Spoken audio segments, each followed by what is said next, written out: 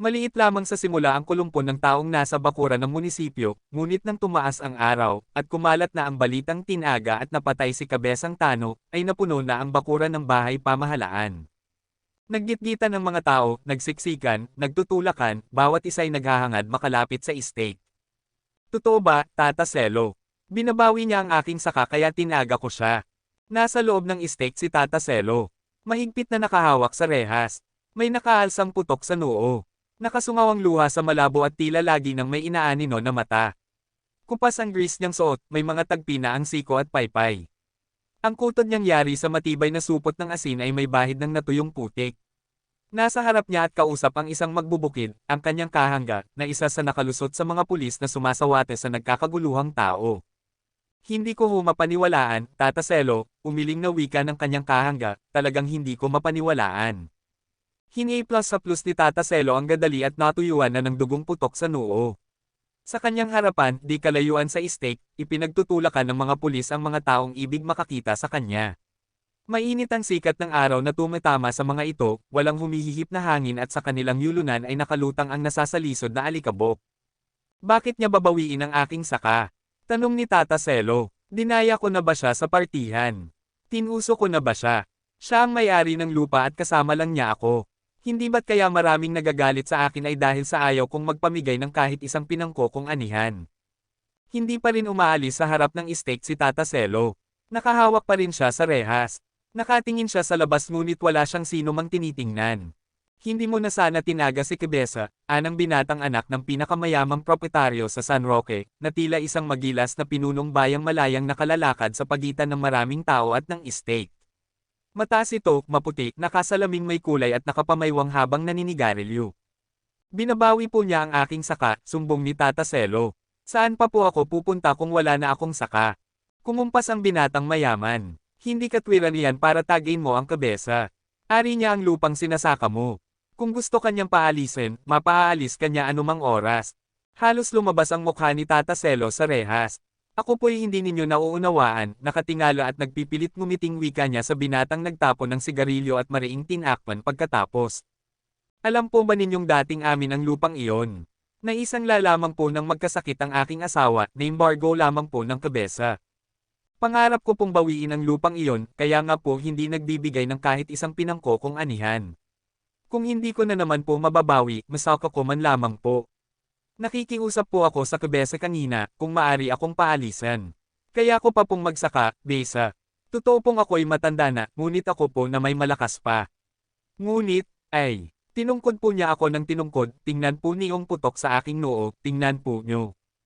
Dumukot ng sigarilyo ang binata. Nagsindi ito at pagkarai tinalikuran si Tata Selo at lumapit sa isang pulis. Paano po bang nangyari, Tata Selo? Sa pagkakahawak sa rehas, napabilang si Tata Selo. Nakita niya ang isang batang magbubukid na nakalapit sa estate. Nangiti si Tata Selo. Narito ang isang magbubukid, o anak magbubukid, na maniniwala sa kanya. Nakataas ang malapad na sombrerong balanggat ng bata. Nangungulintab ito, ang mga bisig at binti ay may holes. May sukbit itong lilac. Pinutahan niya ako sa aking saka, amang, paliwanag ni Tata Selo. Doon ba sa may sangka? Pinaalis sa aking saka, ang wika'y tinungkod ako, amang. Nakikiusap ako, sapagkat kung mawawalan ako ng saka ay saan pa ako pupunta. Wala na nga kayong mapupuntahan, Tata Selo. Gumapang ang luha sa pisngi ni Tata Selo. Tahimik na nakatingin sa kanya ang bata. Patay po ba? Namuti ang mga kamao ni Tata Selo sa pagkakahawak sa rehas. Napadukmo siya sa balikat. Paano pa niyan si Saling? Muling tanong ng bata. Tinutukoy nito ang maglalabing-pitong taong anak ni Tata Selo na ulila na sa ina.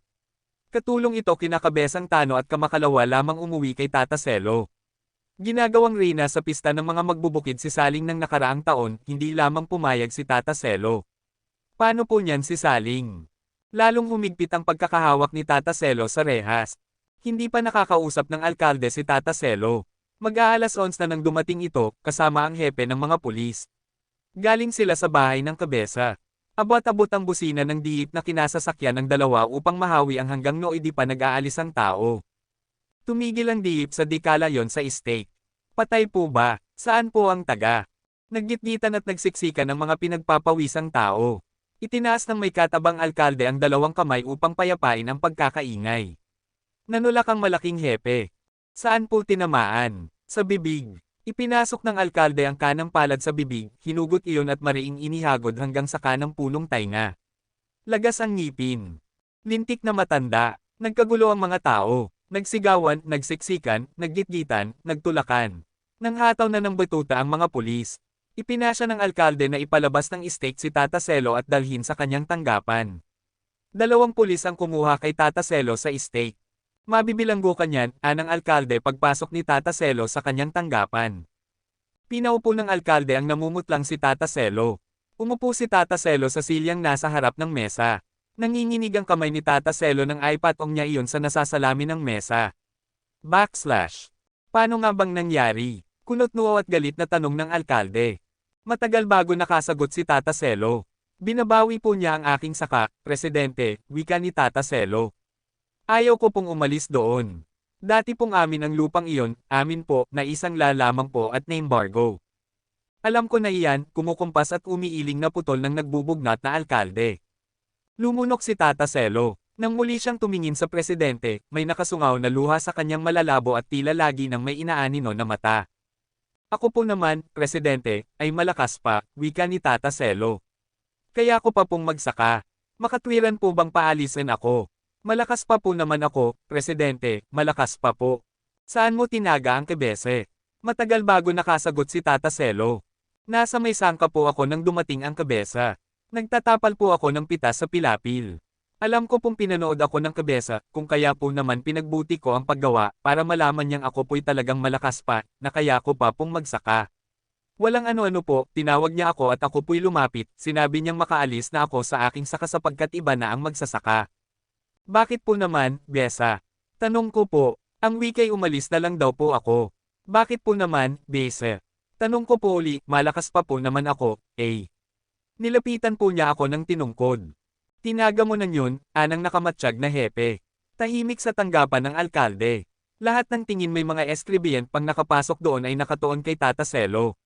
Nakaway ko si Tata Selo at gagalaw-galaw ang tila mamad na daliri sa ibabaw ng maruming kutod.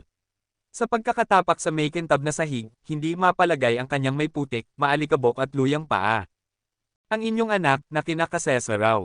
Yuzise ng alkalde. Hindi sumagot si Tata Selo. Tinatanong ka, anang hepe. Lumunok si Tata Selo. Umuwi na po si Saling, Presidente.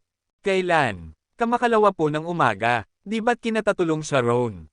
3 buwan na po. Bakit siya umuwi? Dahan-dahang umangat ang mukha ni Tata Selo. Naiyak na napayuko siya. May sakit po siya. Nang sumapit ang 12:00 inihudyat iyon ng sunod-sunod na pagtugtog ng kampana sa simbahan na katapat lamang ng munisipyo ay umalis ang alkalde upang manghalian. Naiwan si Tata Selo, kasama ang hepe at 2 pulis. Napatay mo pala ang kabesa, anang malaking lalaking hepe. Lumapit ito kay Tata Selo na nakayuko at din pa tumitinag sa upuan. Binabawi po niya ang aking saka, katwiran ni Tata Selo. Sinapok ng hepe si Tata Selo. Sa lapag, halos mangudngod si Tata Selo. Tinungkod po niya ako ng tinungkod, nakatingala, umiiyak at kumikinig ang labing katwiran ni Tata Selo. Itinayo ng hepe si Tata Selo. Kinadyot ng hepe si Tata Selo sa sikmura. Sa sahig, napaluhod si Tata Selo, nakakapit sa unipormeng kaki ng hepe. Tinungkod po niya ako ng tinungkod, Tinungkod po niya ako ng tinungkod.